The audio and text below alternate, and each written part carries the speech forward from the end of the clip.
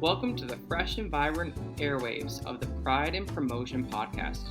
Strap in and turn up the volume because you've landed on the podcast that's setting the bar for the most dynamic and inclusive marketing conversations. Join your host, Joseph Federico, as he prepares to dive into the world of marketing with an inclusive twist where we spotlight the LGBT community and celebrate the power of diversity. Get ready to be motivated as we bring in some of the most influential LGBT entrepreneurs and marketing trailblazers who are reshaping the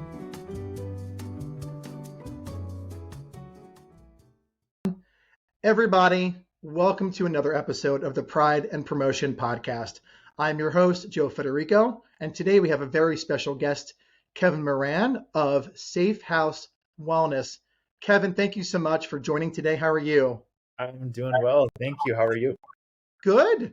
We were just chatting, behind stage in the green room and just, we've known each other a long time, going on several years at this point, and it's funny how the tables have turned. I want to call that out too in a very positive way, in a very prideful manner, when originally, because, I've grown all these years when we're talking about my past at MSNBC and how all these things come flooding back when I'm recording this podcast and being, trying to assure that we have a transparent conversation with you, but with all my guests and the viewers and readers, so forth and so on.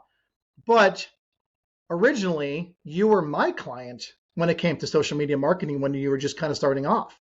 So I'd like to kind of dig into that a little bit. We have, about 40 minutes or so today, a great conversation. We can always have you back, but tell me, from your perspective, how we met and, what marketing means to you as far as being LGBT and growing your business. Yeah. Ooh, great question. So when we met, like you said, I was very much just getting started with my business and my coaching practice and trying to figure out just what the heck I was doing. And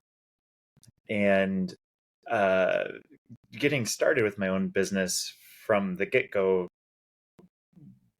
was a goal that I had, but like way down the line, later on in my career, but just the way that the tides turned, it just fell into my lap much more quickly than I anticipated, which I was excited about. But I also was like, I don't know what to do here. And one of the things that I quickly learned that I personally have challenges with, and I learned this kind of from the start, was the marketing aspect, especially within the work that I do. So, focusing on mental health and mental wellness, and with the approach that I take, I've started to feel this incongruence,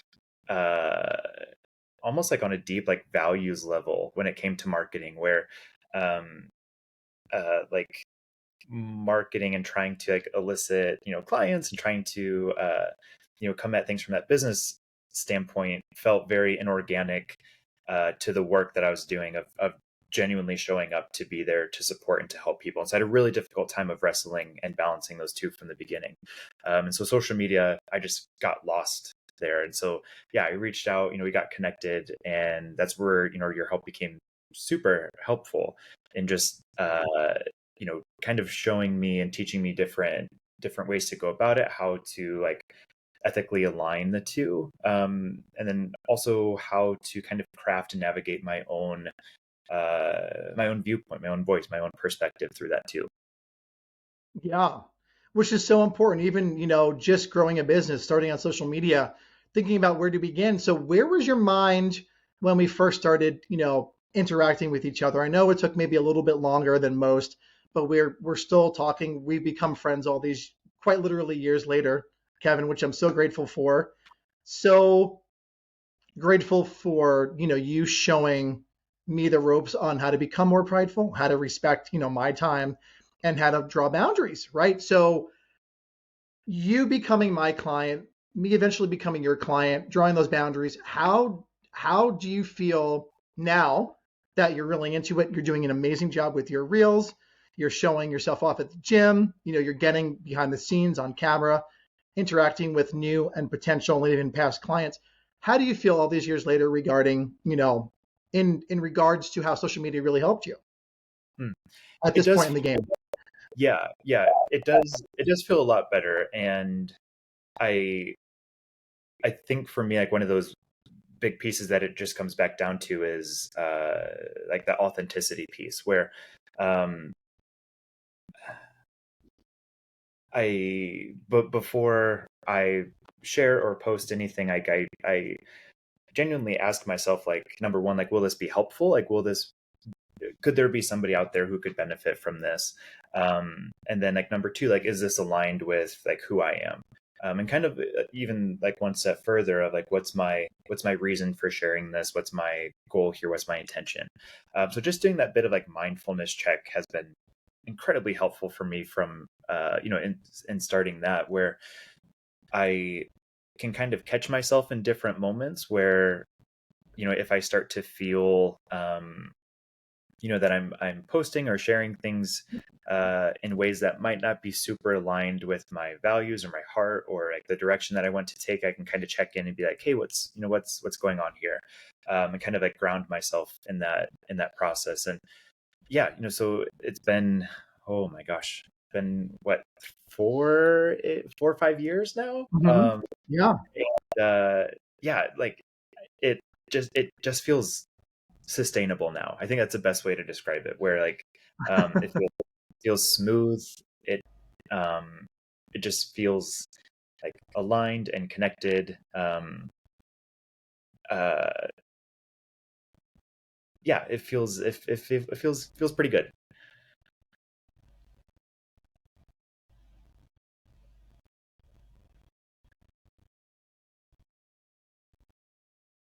It really has to feel aligned and connect, especially as a business owner. So let me ask you this, and I know, but I would like the audience to understand more about you. Before you got into counseling and wellness, what was your dream job before starting your own business? Ooh. Uh way back when I was like a really young child, my the first thing I wanted to be a roller coaster designer. Like that was like my ultimate dream goal. I grew up like an hour from a really well-known amusement park, and it was just where my family would go on vacations and things. It's like that's what I wanted to do. Yeah. And I also grew up on a farm, and so I wanted to take over the family farm. And that was a big dream of mine for a while as well.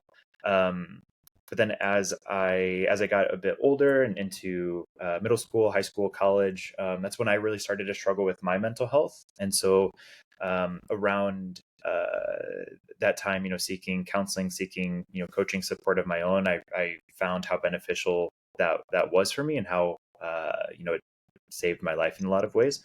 And I was like, this is kind of where my purpose falls. Like I want to help people in a very similar way. I don't want people to go through the feelings that I went through. And so yeah uh yeah, and so I didn't, like I said, didn't imagine starting a business or a practice of my own. I was trying to be like very, very intentional, very almost like what's the word, methodical, there we go, Uh-huh. almost like Uh-huh. about it. And like okay, yeah, when I'm well into my career, just I'll do this then. But yeah, just a couple life moves happened, and I was like, well, crap, here we go. And so like I was like, we're diving in, we're doing it now. But I'm super grateful for it, and it's a roller coaster of its own. It's an adventure, but it's a lot of fun at the same time. Stressful, Yeah, but a lot of fun. stressful. Yes, yes, right, exactly. But I'm just thinking, always thinking of the next or even from the past, pulling from nostalgia marketing, pulling from past games. And I don't want to date myself or age myself. I look very good. Thank you very much. However, a game came to mind from the 90s and early 2000s was called, I believe, Roller Coaster Tycoon. And I'm sure you've heard of it, wanting to have gone into that profession. Uh-huh. Can you talk to me, speaking of nostalgia and everything else, talk to me about, what your thoughts are on nostalgia marketing, especially from the avenue in which you're coming from in your profession, and have you used it or utilized it in your own marketing campaigns? Ooh. Ooh, that's a great question. How about that? How about that for a question, Kevin? Making me do some deep diving here. Um, That's what we're here for. I I don't think that I've tapped into like nostalgia marketing of my own. Uh, Hmm. if anything, I feel like the closest that I get is I do a bit of storytelling every now and then, like when it feels appropriate, and that kind of looks like sharing bits and pieces of my story and things that I've gone through.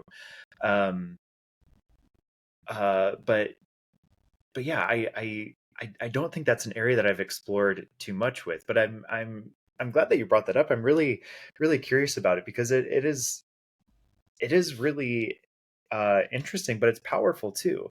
Like even just as a consumer, like I've been seeing a bunch of those reels come through of like it's like the 90s kids accounts and stuff like that, and it just Mhm. like the snacks that were back then and like what the playgrounds used to look like, and like those bring me to tears because like I'm like, I miss all of that. And so yeah, like it's a powerful form.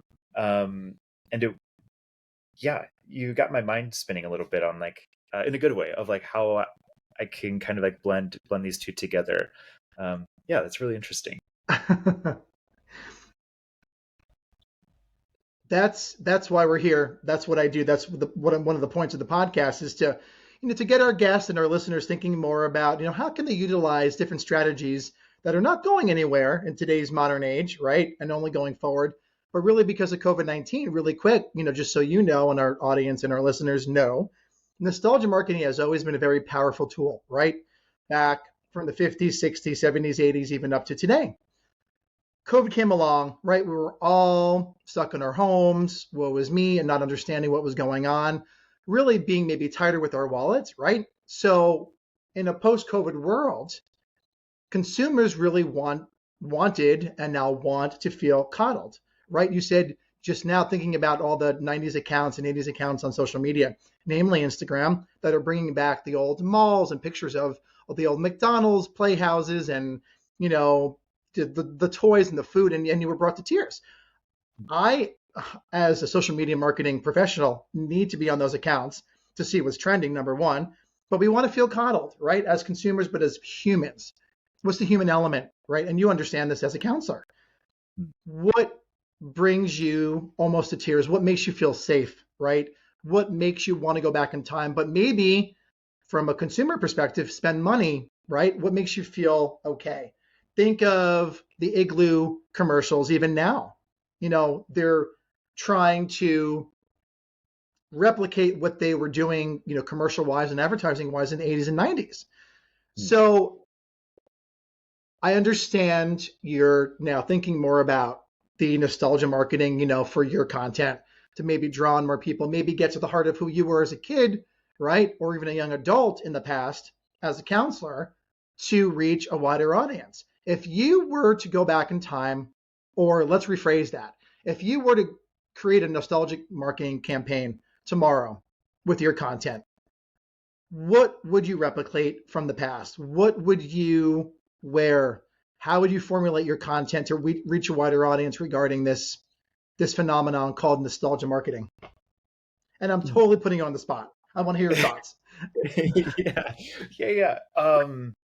Ooh, what campaign would I do? Yeah. Ooh,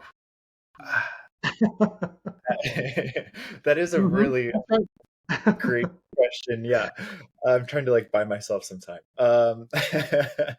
I Well, yeah, I would definitely want to find a way to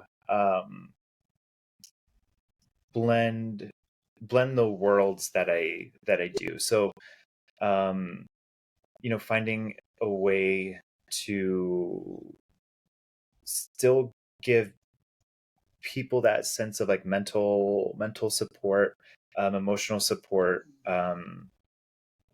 but also yeah, like tapping back into those emotions a little bit. I think like one of the one of the filters that I take with my marketing is in knowing the work that I do can be pretty sensitive sometimes. It is extremely important to me that I am very ethical as possible in what I share. And to me, like, that looks like not preying on people's emotions in order to make a sale or in order to get a client. Because Sure. I've had I went through some like business coaching programs of my own before, and that was one of the things that they just kind of hammered into the ground. And I remember, Mhm. like they were talking about like this analogy of like sticking a knife in somebody's heart and like twisting it around, where like that's the Wow. goal of what marketing is. Yeah, it was really like quite like intense. Very powerful. Yeah. Yeah, and like that program, I quit that in that moment. I was like, no, like this is not okay, especially for like the mental health world, where like No. all of us are struggling in some capacity or another.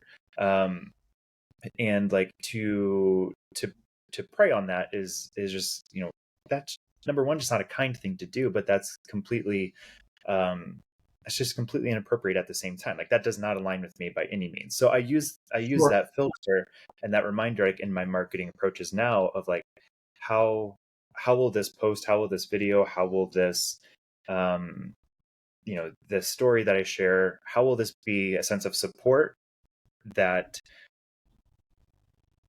isn't trying to evoke any emotion for any reason to benefit me, if that makes sense. Mhm. So I say all that like in thinking of what this campaign would look like, and so I'd want to be very mindful of um, like giving some space for that nostalgia to happen, but not doing so in a way where it's overly emotional to a point where like it leads to some distress for that person. And so what's honestly coming to mind, like the more that I think of it, like I'm thinking back to my own hometown, and like the church that I used to go to, like the playground that I used to go to and things like that. And I think like a campaign that I could see myself doing would be like to share a bit of that, of like uh my own like nostalgic experiences, with like some thought-provoking questions along the way, that kind of Mhm. invite the person on the other side to explore their own experience, or think back to some of those moments that they're really grateful for, some moments that were really challenging but that they triumphed through, things like that. So yeah, that was kind of what's coming to mind in a very roundabout way. I am thinking two things for you now that we're talking and knowing your business, but even the before times when you were my client, and you've evolved again so much since then with your own content. Two things come to mind. Mhm. Maybe like an after school special, like the 80s and 90s, even the early 2000s, where you bring somebody, telling your own journey on your path to becoming a wellness coach. Mhm. Think about that with your own, hometown, or even currently where you live. Slap a filter on it, kind of maybe wear something kind of neon 90s, late 80s, early 90s, clothing for that, evoking that emotion for yourself to be more transparent for drawing in your audience with your past clients, but also your current and future clients as well. Mhm. That's something to maybe explore. Just throwing that out there. I don't know. Oh, I like that. I like that a lot. Ooh, yeah. And then maybe even like a voiceover and having certain clips, or even creating a series of content with your campaign that's a day in the life of Kevin from, and then you slap a date on it. You know what I mean? And bring people on a journey that way. But also knowing that you're into fitness and you're always at the gym, so forth, and so on. Maybe something like the Olivia Newton-John throwback 80s gym attire to Yeah. maybe focus on your, fitness coaching. I don't know. Again, this is just where my mind goes, and we can talk about this for hours. So there's Yeah. that. Yeah, I love that a lot. Yeah, I might have to play around with that. Thank you.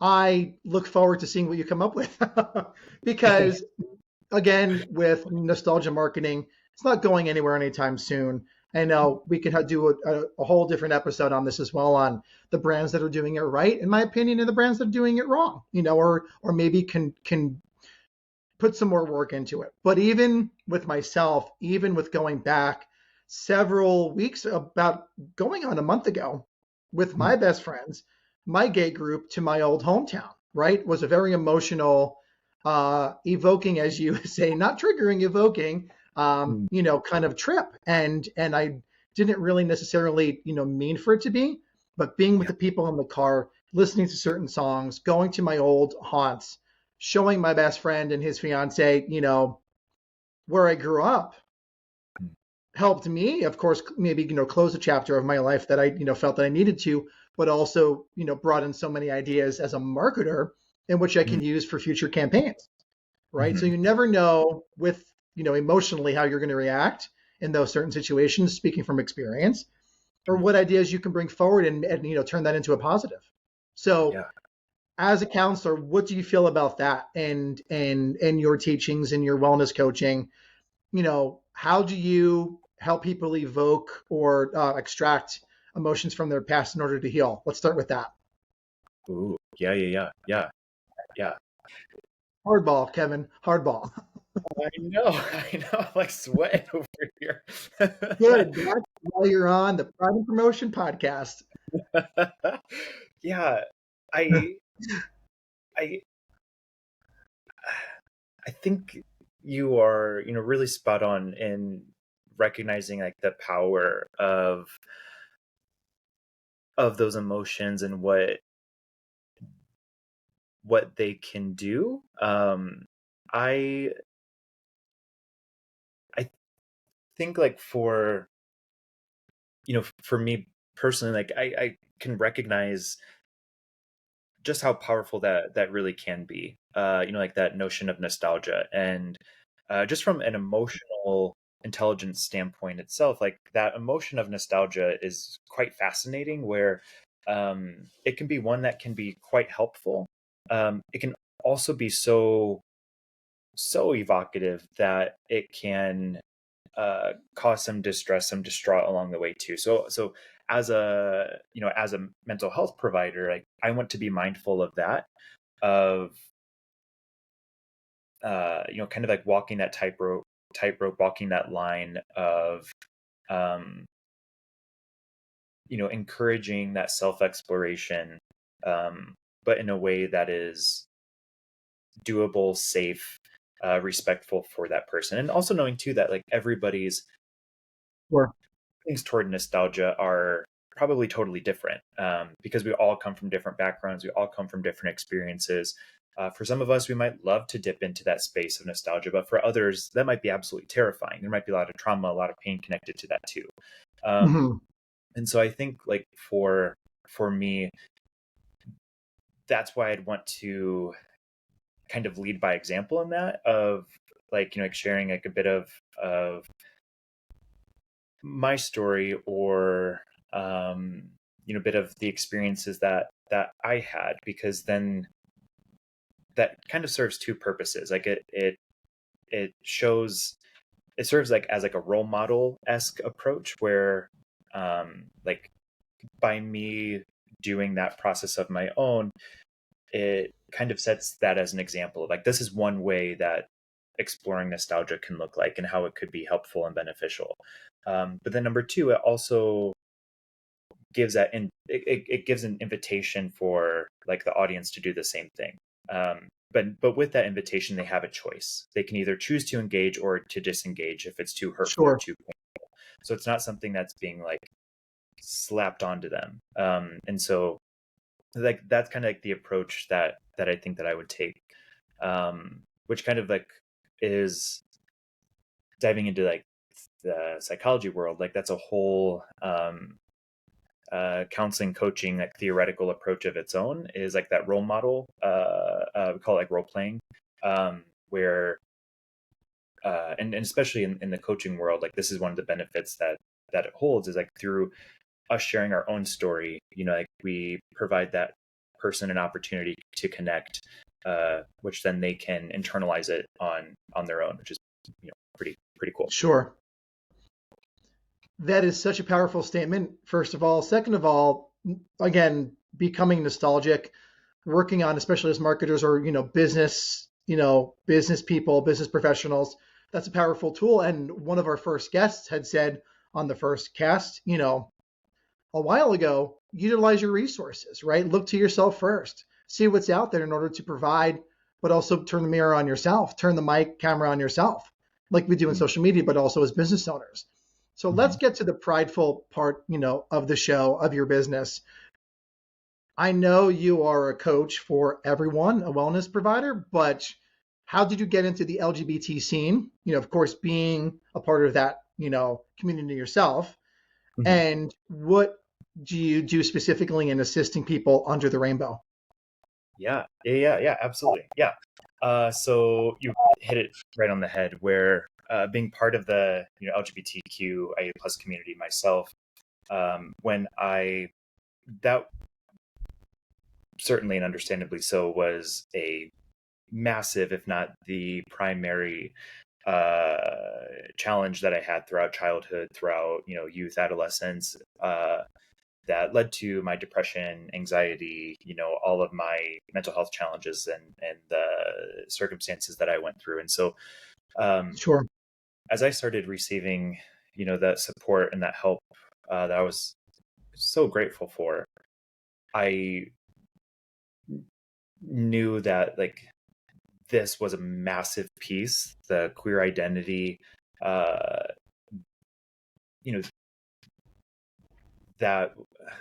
was, it was just the backbone, the foundation that everything else kind of laid upon. And sure. as I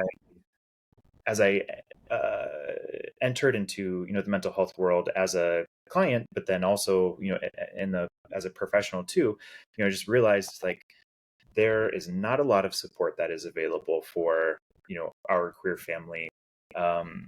And if so, it's very cookie cutter, or it tends to be very surface level. It's very, very difficult to find providers that actually meet the genuine, real life lived experiences that we have, and that can hold the space for for that exploration to happen. Sure. And so, falling into working within the LGBTQIA plus community, kind of happened just very naturally, because that's who I am, and I want to help people, similar experiences to my own, or similar struggles, because I understand that I can go to that same space emotionally, and I can empathize, without a doubt, even though knowing everybody's experience is different. There's, it's a very unique story that we hold. And then on the other side too, professionally seeing that there is a really big need here for additional support. Sure. What does pride mean to you, Kevin? Ooh. That's pride. A tough one too, because I can answer that myself, but it takes some time. So, being a counselor, being a part of the, part of the community, what does pride specifically mean to you deep down? Mm-hmm. For me, I think the word that I equate with it is acceptance. And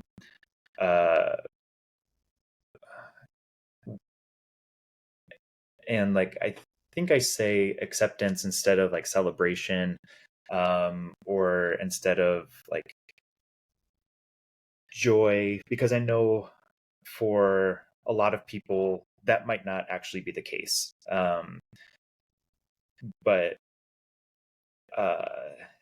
to reach a point of celebration might be really, really difficult, or might be something that's years down the road.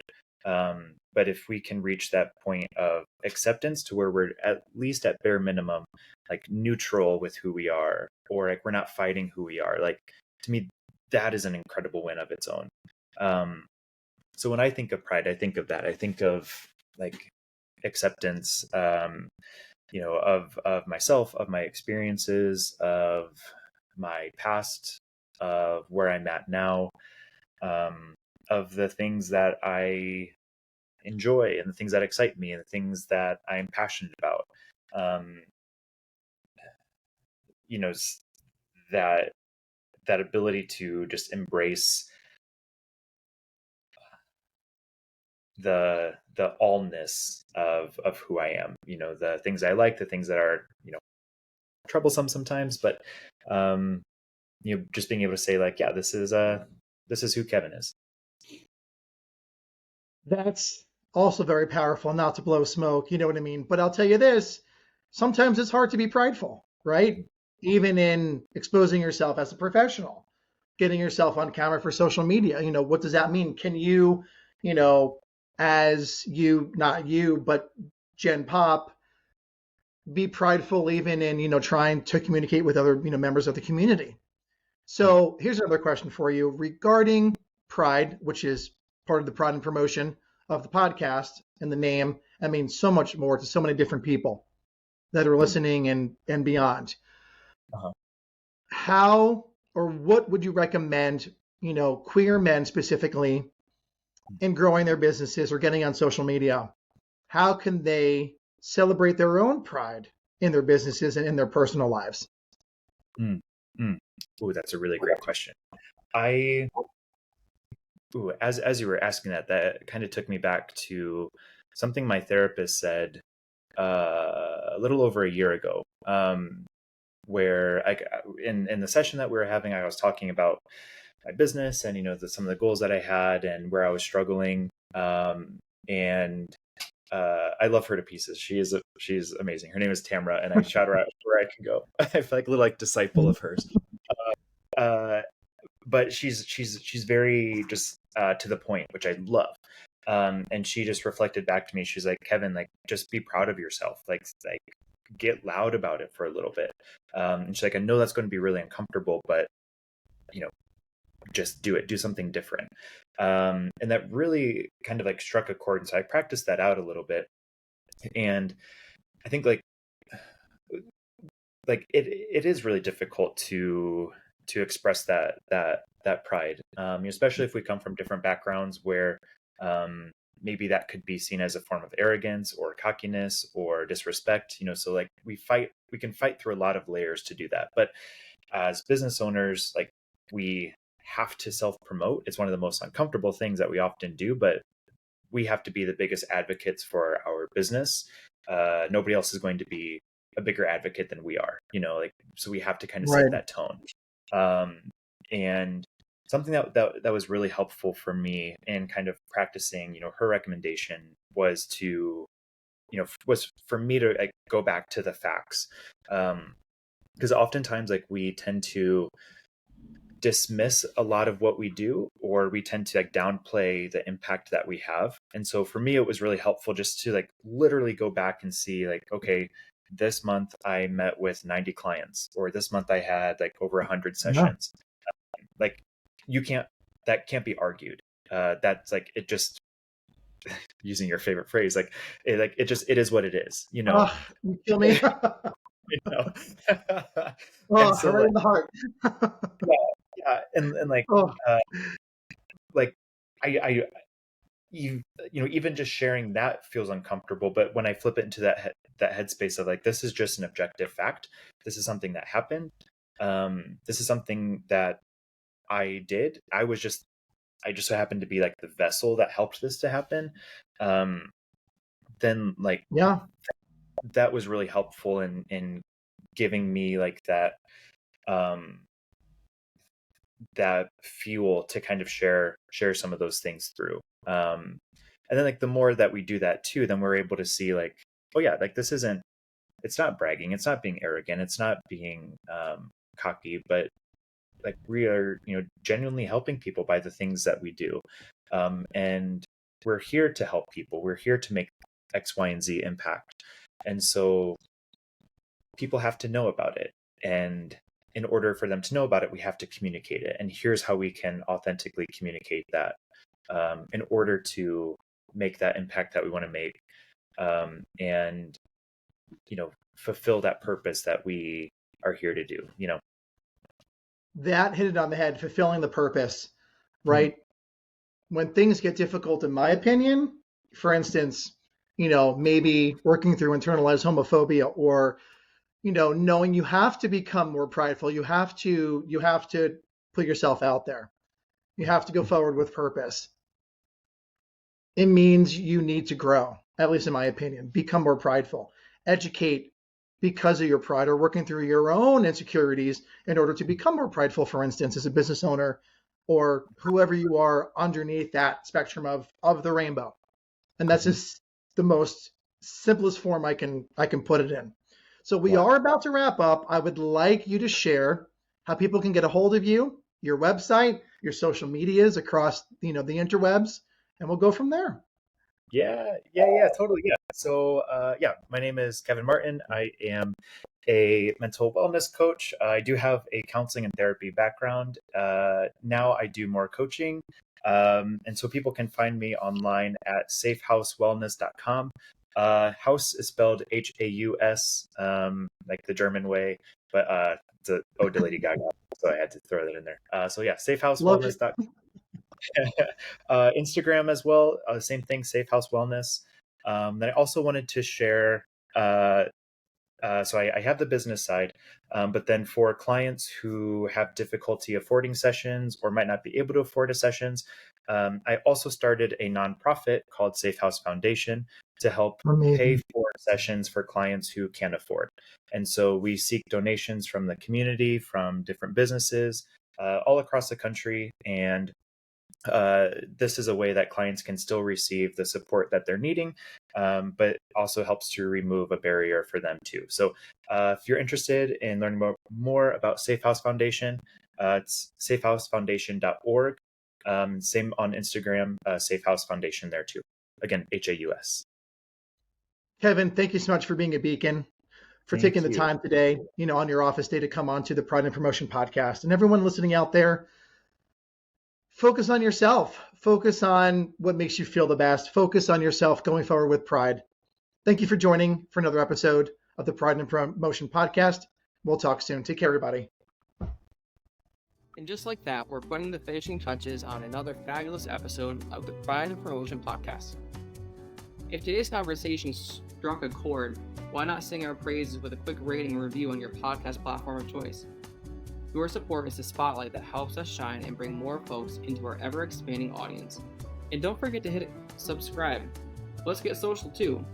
Follow us online for all the extra goodies, sneak peeks, and continued dialogue about marketing with pride and purpose. Tune in next time as we unfurl more colorful stories, champion the cause of inclusivity, and learn more from the creme de la creme of the industry. Until our paths cross again, keep pushing boundaries, stay true to yourself, and infuse every project with pride.